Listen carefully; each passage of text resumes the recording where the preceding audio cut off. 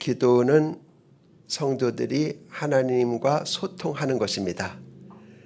즉, 기도는 내가 하나님께 말을 거는 것입니다.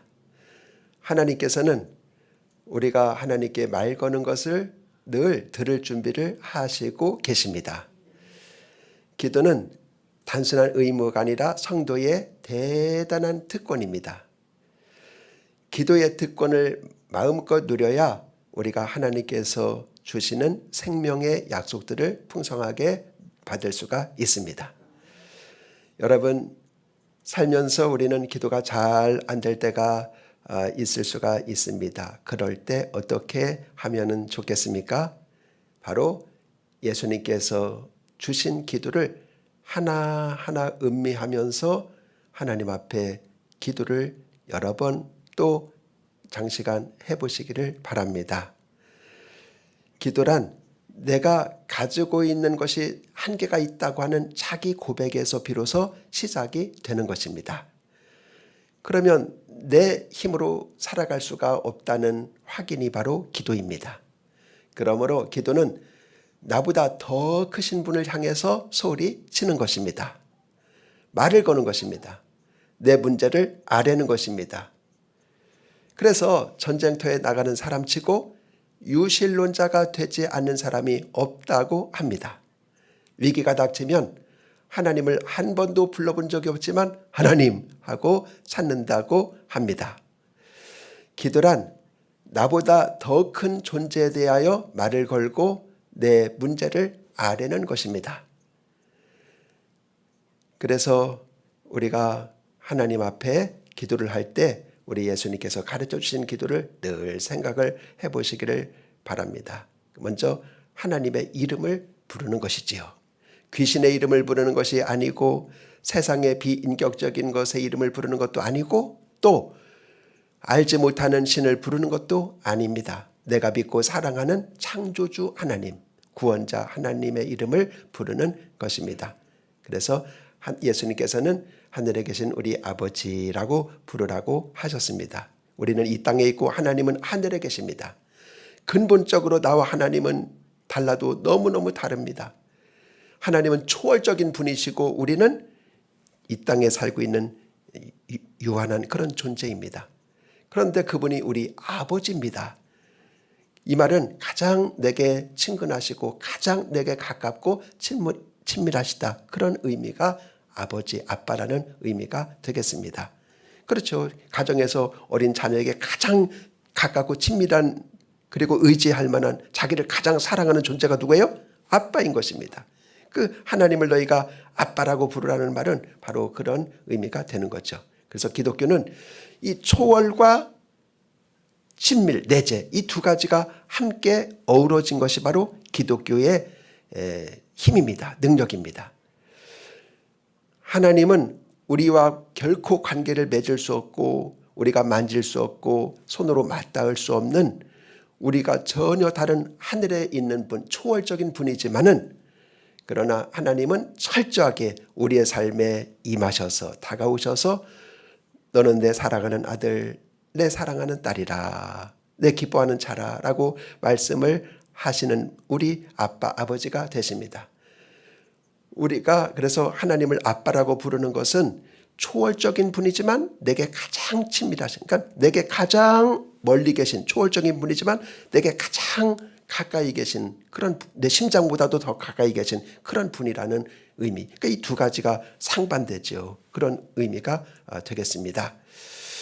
그래서 종교적인 세계에서는 이제 크게 두 가지로 나눠요. 하나는 이제 범신론이라고 그래요. 범은 뭐예요? 그냥 범살 때 모든 것이 보이는 모든 걸 범신, 모든 보이는 것이 다 신이에요. 그러니까 나무 조각도 신이고 돌도 신이고 뭐 해도 신이고 달도 신이고 그래서 그거를 숭배하는 거예요. 이게 바로 범신론인 것입니다.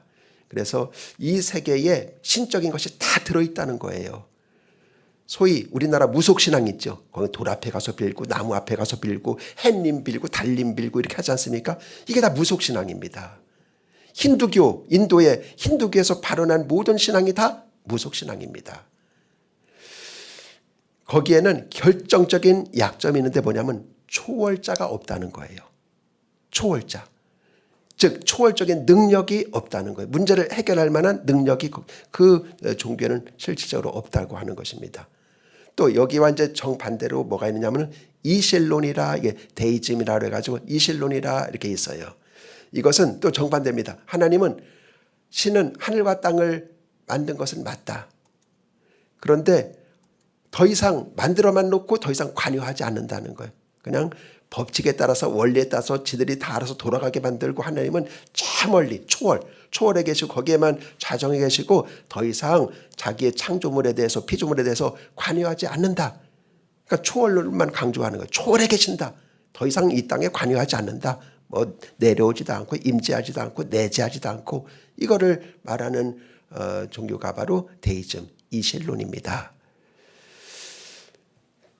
거기에는 초월적인 증명만 강조하고 우리 삶 속에, 우리의 현실에 임하시는, 내재하는, 도우시는 그런 친밀성은 전혀 없는 거예요.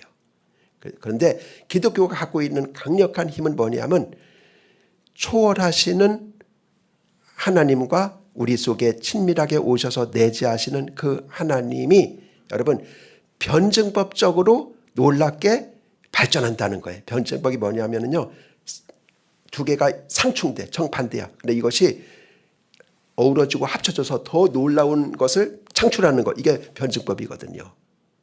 근데 우리 이게 바로 초월하고 계신다, 근데 내재하고 계신다, 정반대지 않습니다. 이것이 어우러지고 믹서가 돼갖고 더 놀라운 진리를 창출하는 거예요. 이게 변증법인데, 기독교는 바로 변증법입니다. 변증법. 그래서 하나님은 초월에 계실 뿐만 아니라, 초월에 계신다는 말은 무한하다 그 말이에요. 무한성을, 자원이 무한하시고 능력이 무한하시고 초월에 계신다는 말은 전능하시다 그 말이거든요. 그분이 뭐라고요? 나를 지켜보시고 나를 돌보시고 내 옆에 계시고 내 앞에 계시고 내 뒤에 계시고 내 속에 계시고, 아주 그래서 나에게 가장 친근한 분이 되시고, 이제 그런 분, 이게 이제 서로 이제 맡게 되는 것이죠.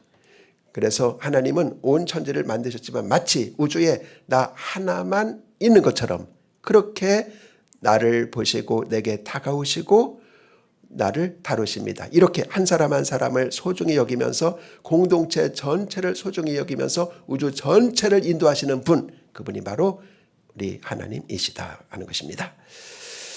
그분은 하늘에 계시지만 나의 연약한 모습을 아시고 내게 친밀하게 다가오셔서 나와 함께 하십니다.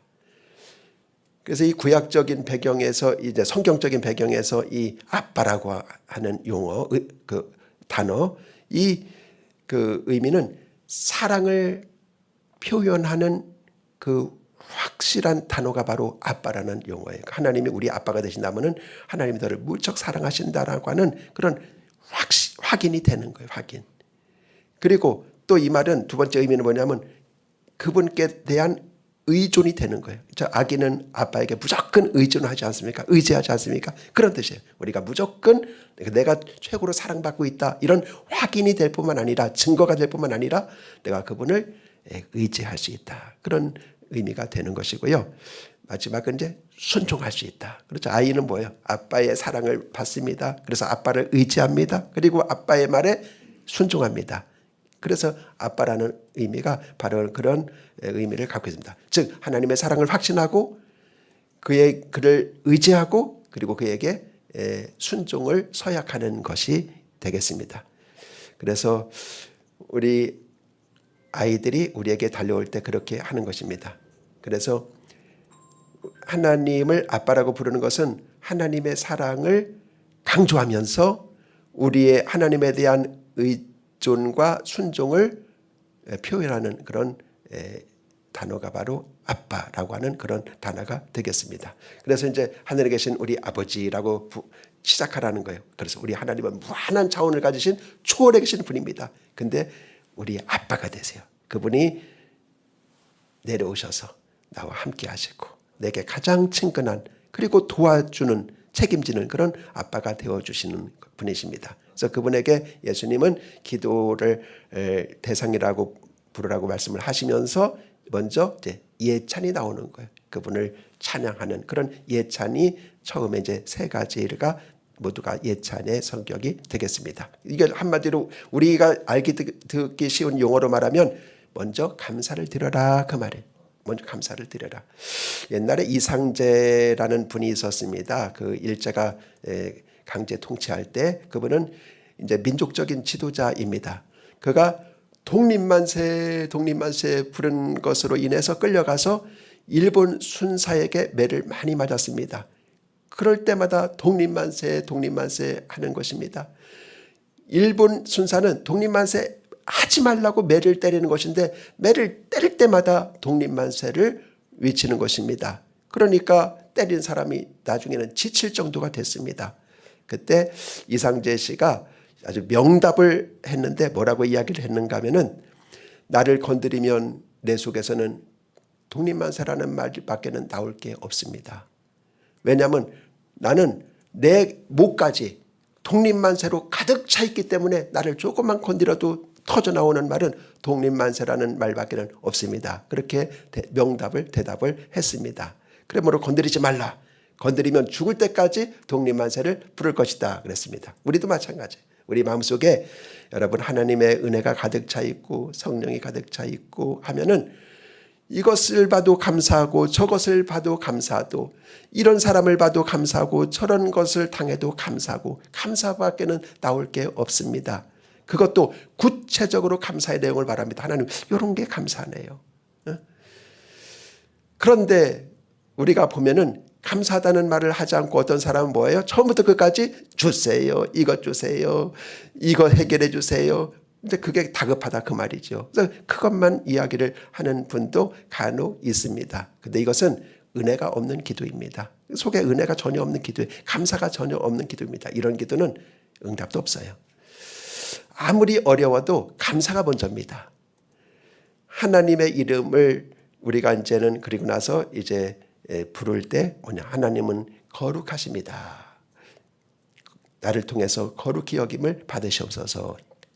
이 말이죠. 그렇죠. 하나님은 거룩하신 분입니다. 그분의 존재와 그분의 인격과 그분의 그 성품은 다 같은 것입니다. 거룩하십니다. 그래서 하나님은 거룩하시고 그래서 이 땅에서 우리는 그런 기도를 하는 것입니다. 내가 내 삶을 통해서 내 행동을 통해서 하나님을 거룩히 여기는 그런 생각, 그런 언어, 그런 행동을 하며 살게 해주세요. 또 다른 사람도 이웃도 그런 삶을 살게 해주세요라는 공동체적인 기도. 그러니까 나만을 위해서만이 아니라 나도 또 이웃도. 그래서 우리라는 말로만 다 돼 있거든요. 그런 이웃을 생각하면서 그들도 하나님을 거룩하게 여기며 언행심사가 살게 해주세요. 그런 기도가 되겠습니다.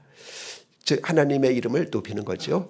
그 다음에는 하나님의 나라가 임하소서라고 기도를 합니다. 예수님의 선포의 주제와 핵심은 하나님의 나라입니다. 하나님의 나라가 임했고 하나님의 나라가 임한 모습으로 예수님이 말씀하셨고 그걸 시위하셨어요. 사람들에게 그걸 보여주셨어요. 이렇게 하나님의 나라가 너희들에게 임했다. 그걸 시위하셨어요. 그래서 그걸 보여주기 위해서 시위하기 위해서 기적도 보여주고 능력도 행하시고 병도 고쳐주시고 죄도 용서하시고 죽음의 권세에서 다시 부활도 하시고 이 모든 것은 하나님의 나라가 임했다는 사실을 예수님이 모든 사람 앞에서 지금 시위하고 있는 거예요. 시위 보여주고 있는 거예요. 그러므로 우리의 기도의 가장 중요한 것은 바로 하나님의 나라가 이 땅에 임하소서. 우리 가정에 하나님의 나라가 임하게 하시고 우리 교회에 하나님의 나라가 임하게 하소서. 나라가 되려면 세 가지 요건이 이루어져야 됩니다. 첫째는 주권이 있어야 되고 백성이 있어야 되고 영토가 있어야 합니다. 하나님이 주권자가 되는 거예요. 하나님이 다스리시는 왕이 되는 나라입니다. 그리고 하나님의 뜻이 이루어지고 하나님의 공의가 사랑이 이루어지는 곳이 바로 하나님의 나라가 되겠습니다.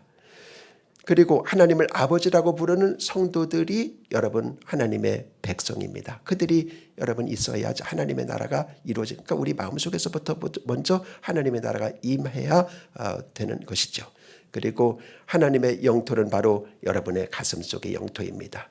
그 다음에 이제는 뜻이 하늘에서 이루어진 것 같이 땅에서도 이루어지다라고 기도하라고 하였습니다. 즉 하나님은 하나님의 뜻이 이 땅에 이루어져서 많은 사람들이 구원받기를 원하고 하나님을 아바 아버지라고 부를 수 있기를 원하고, 그리고 하나님의 뜻이 무엇입니까? 바로 하나님과 함께 즐겁게 사는 것입니다.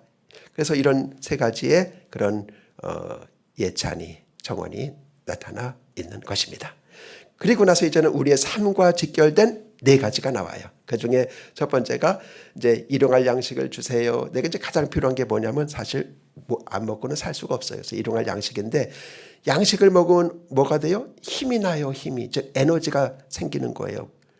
에너지가. 그래서 우리는 일용할 양식을 내게 주세요라는 말은 하나님 제게 힘을 주시어서 하나님 앞에 순종할 수 있는 힘을 주세요. 또 다른 사람도 사랑할 수 있는 힘을 주세요. 그리고 다른 사람을 용서할 수 있는 힘도 주세요. 그리고 하나님께서 기뻐하시는 삶을 이 땅에서 살아갈 수 있고 마귀도 이기고 세상도 이기고 죄악도 이길 수 있는 힘을 주세요. 먹어야지만 힘이 나니까. 그래서 이런 기도입니다. 그래서 여기에 일용할 양식을 주세요라는 말은 하나님 저에게 살아갈 힘을 주세요. 소망을 주세요. 용기를 주세요. 능력을 주세요. 그런 기도가 되겠습니다. 그래서 그 다음에는 뭐예요? 나의 죄를 용서해 주세요. 우리에게는요, 그 아담적인 본능이 다 있어요. 타락한 아담적인 본능이, 왜냐하면 아담이 다 후손이기 때문에 아담적인 본능이 있어요. 그래서 그쪽으로 자꾸 기울어지려고 하는 그런 못된 짓을 우리는 알게 모르게 하며 삽니다. 이걸 가지고 하나님 네, 나를 용서해 주세요. 이게 이제 우리의 필요를 위한 이제 두 번째가 되는 것입니다. 그래서 이렇게 우리가 늘 하나님 앞에 용서를 구하면 하나님은 용서해 주십니다. 얼마나 좋은 분인지 몰라요. 그분께서 약속했어요. 너희가 죄를 자백하면 하나님은 미쁘시고 의로우사 너희 죄를 사하시며 모든 불의에서 너희를 깨끗게 하실 것이다 라고 약속을 하셨습니다. 예수님의 보혈이 너희를 정결케 깨끗게 맑게 할 것이라고 말씀을 하셨습니다. 그래서 우리는 하나님 앞에 그 기도를 늘 드려야 됩니다. 그렇죠? 그럴 때 샬롬이 이루어지는 거예요. 그 다음에 시험에 들지 말게 하세요. 그렇게 지난주에 우리가 살펴보았는데, 이 말은 마귀의 유혹에 빠지지 않게 해주세요. 하나님은 결코 유혹하는 분이 아닙니다. 이거 시험은 유혹입니다. 그래서 하나님 내가 유혹에 빠지지 않게 해주세요. 근데 유혹은 누가 하느냐? 마귀가 하는 겁니다. 그래서 사탄의 유혹에 빠지지 않게 해주세요. 이제 그런 기도입니다. 즉 사탄의 유혹한다는 말은 뭐예요? 우리로 죄짓게 한다 그 말이에요. 누구를 생각나게 해요? 아담 하와를 생각나게 하잖아요. 최초의 인간을 마귀가 시험했잖아요. 와가지고 이거 먹어라. 죄짓게 하는 거예요. 그들이 먹어서 죄를 지음으로 말미암아 온 인류가 이렇게 여러분 죽게 된 거예요. 죄의 삭은 사망이고. 그러니까 마귀는 여러분 죄짓게 하는 게 사탄입니다. 이처럼 우리를 시시각각으로 유혹을 하는데 우리에게는 유혹을 저지할 힘이 없다는 게 실상이에요. 그래서 하나님 앞에 그걸 기도를 해야 돼요. 하나님께서 우리에게 힘을 주셔서 막아주세요. 그리고 죄짓지 않게 해주세요. 쉽게 말하면 하나님 오늘도 살 때 죄짓지 않게 해서, 그러니까 죄를 용서해 주세요라고 하는 말은 치료의 기도예요. 하나님 내가 이미 죄를 지었는데 이걸 치료해 주세요. 이거 씻어 주세요. 그리고 시험에 들지 말겠으면 아직은 죄를 안 지었는데 이제 오늘 하루를 살아가는데 이제는 죄 짓지 않게 해주세요. 예방의 기도입니다. 이 두 가지가 우리가 그러니까 치료도 하고 예방도 하고 이게 다 우리에게는 매우 필요한 것입니다. 그리고 이제 마지막이 뭐냐면 악에서 구하소서인데요. 이 악에서라는 말은요, 악한 자 사탄을 가리킵니다. 그래서 악한 자에게서 우리를 구하소서, 즉 마귀에게서 우리를 구하. 그러니까 세 번째 시험에 들게 하지 마세요를 더 추가적으로 설명한 것이 바로 악에서입니다. 그러니까 똑같은 거예요. 똑같은데 너무 중요하기 때문에 하나 더 덧붙였다. 그렇게 보면 됩니다. 그래서 악한 자에게서 우리를 구하소서, 또는 악한 행실에서, 악한 생각에서, 악으로부터 어쨌든 우리를 구하소서, 이런 기도. 그래서 이 네 가지가 되겠습니다. 사탄의 유혹에 빠지지 않고. 그래서 사탄은 우리를 죄와 죽음으로 통치합니다. 그런데 하나님은 뭘로 통치하냐면은 의와 생명으로 통치합니다. 예수님이 하나님의 통치를 그래서 여러분 우리에게 그림 언어로다가 설명을 했습니다. 탕자가 사탄의 꾀임에 빠져가지고 허랑방탕하게 되었어요. 그런데 아버지는 그를 끊임없이 사랑하고 자비를 베풉니다. 그래서 그것에 이끌려가지고 그가 이제는 회개하고 돌이켜서 아버지께로 갑니다. 즉 회개와 믿음. 회개해서 돌이켰습니다. 믿음. 아버지께로 갑니다. 이제 가게 됩니다. 즉 아버지의 통치 영역 속으로 들어오는 거예요. 그러자 의와 생명, 즉 의로 가는 거예요. 그러자 그에게 생명이 넘칩니다. 거기서 이제 잔치가 벌어지는 거예요. 잔치가. 하나님 나라에 딱 들어가면요. 거기 뭐가 있냐? 잔치가 있어요. 탕자가 집에 들어오자 아버지는 어떻게 했어요? 더러운 옷을 다 벗기고 목욕을 시키고 가장 좋은 옷을 갖다 입혀라. 이제 죄를 다 용서하고 그다음에 의의 옷을 의를 갖다가 다 입혀주는 거예요. 그리고 가장 살찐 송아리를 잡아서 잔치를 벌여라 하는 거예요. 이게 바로 우리를 향한 거예요. 우리가 이렇게 하나님의 여러분 통치를 받으면 의의 통치를 받으면 거기서 잔치가 일어나는 거예요. 놀라운 축복이 아닐 수가 없습니다. 그래서 창조주 하나님을 아빠, 그래서 너는 내 아들이야.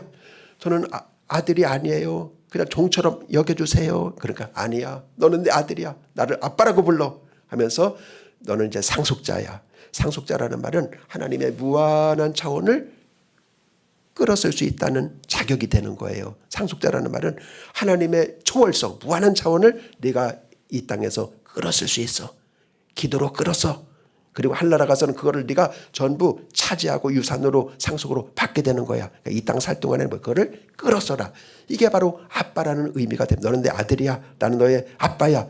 그거를 여기서 가르쳐주고 있는 것을 보게 됩니다. 그래서 신적 생명, 영생을 얻게 되는 것이지요. 그래서 이제는 마지막에 나라와 권능과 영광이 영원히 아버지께 있나이다. 이게 이제 기도문의 마지막입니다. 우리가 이걸 사실 확실하게 알아야 돼요. 이게 이제 마지막을 피날레를 장식하는 거예요.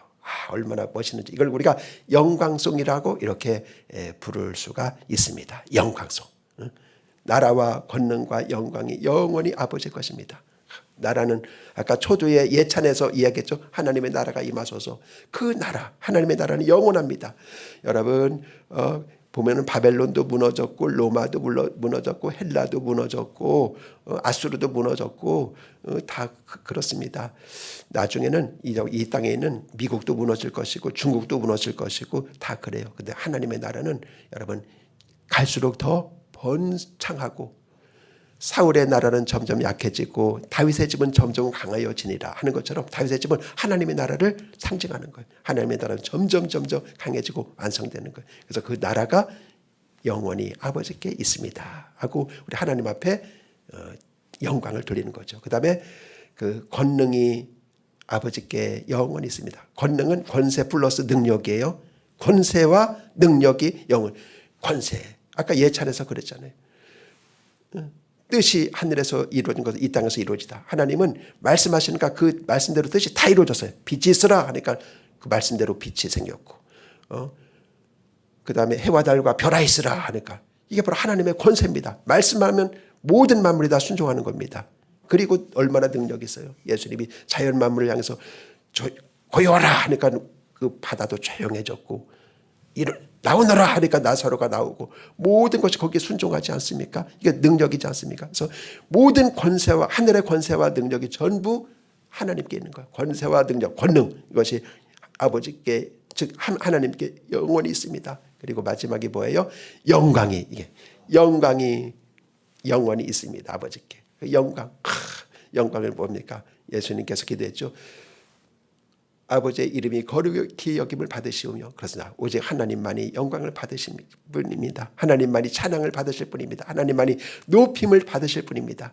바로 이렇게 서로가 짝을 이루고 있는 거예요. 짝을 이루고 있는 거예요. 예찬 세 가지와 마지막 영광송 세 가지가 서로 짝을 이루고 있는 거예요. 그래서 나라와 권능과 영광 그래서 우리의 삶의 목표는 여러분 하나님께 영광을 돌리는 것입니다. 그럴 때만이 비로소 우리 속에 생명이 왕노릇하는 것입니다. 그래서 이 기도의 마지막 부분은 주기도문 할 때 꼭 해야 되고, 여기 이제 가로를 쳐놨는데 이것은 이제 어떤 사본에는 있고 어떤 사본에는 없다는 뜻으로 이렇게 쳐놓은 것인데, 이건 왜 그러냐면 예수님이 가르쳐준 기도에는 사실 이게 없다고 합니다. 신학자들에만 악에서 구하소서 여기까지인데, 이제 후대에 초대교회에서 성도들이 계속 주기도문을 바치면서 드리면서 하나님 앞에 늘 달라고 하는 것이 너무나도 미안하기만 해서 마지막을 어떻게 하나님 앞에 예찬하고 끝날까 해서 이걸 덧붙인 거예요. 그래서 그러니까 하나님에게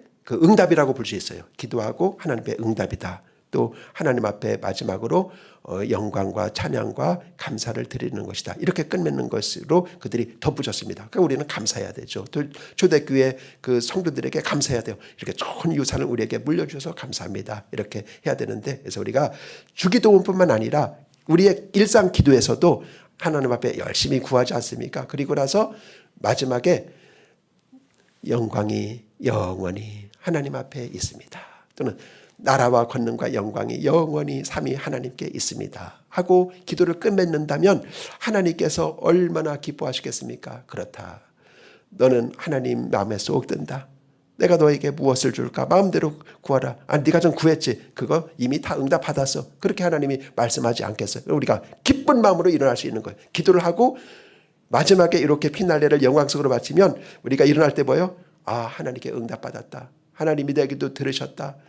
나는 너무나도 보람된 시간을 이 시간 가졌다고 기쁜 마음으로 자리에서 일어날 수가 있는 거예요. 그래서 어떤 기도를 드리든지 간에 맨 마지막은 뭐냐면 영광성으로 마치시기를 바랍니다. 이거 아주 중요한 거예요. 이게 2000년 교회 역사의 전통입니다. 그래서 주기도문에 여기를 삽입한 거예요. 성도들이 영광성으로 마치자.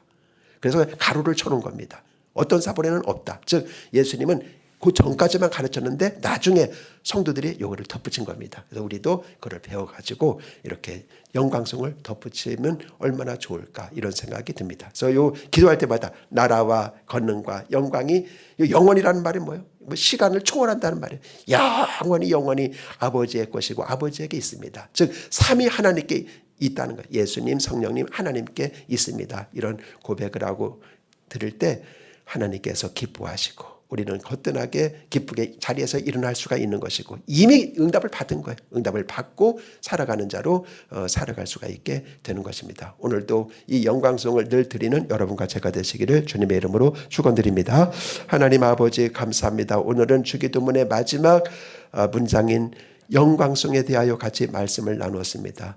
우리에게 축복해 주시는 하나님께 우리가 마지막 숨이 끊어질 때도 마지막 할 말은 하나님 경배합니다. 찬송합니다. 감사합니다. 바로 이 영광성으로 우리의 마지막 말이 되게 하시고 우리의 기도의 말미가 되게 하여 주시옵소서. 예수님의 이름으로 기도합니다. 아멘.